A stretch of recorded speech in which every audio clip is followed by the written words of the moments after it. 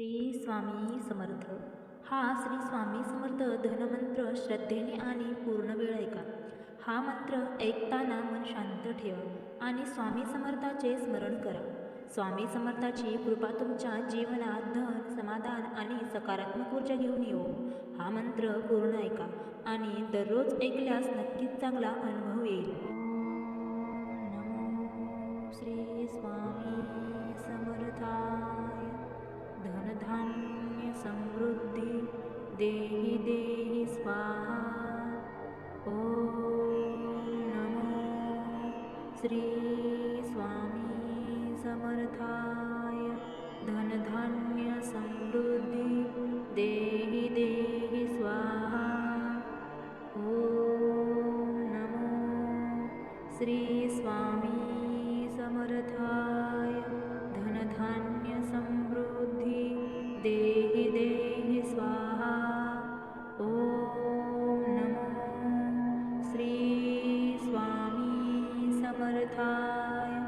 धनधान्य समृद्धी देहि देहि स्वाहा. ओम नमो श्री स्वामी समर्थाय. धनधान्य समृद्धी देहि देहि स्वाहा. नमो श्री स्वामी समर्थाय. धनधान्य समृद्धी देहि देहि स्वाहा.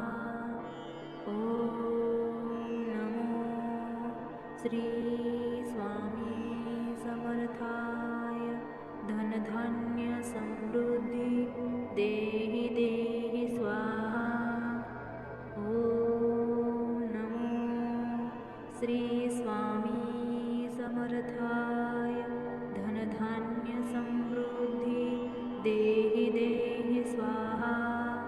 ओम नमो श्री स्वामी समर्थाय.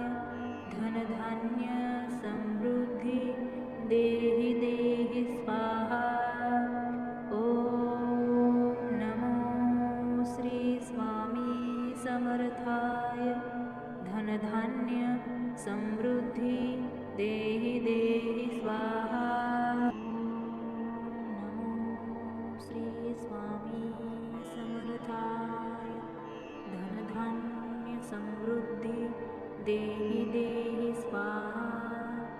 ओम नमो श्री स्वामी समर्थाय.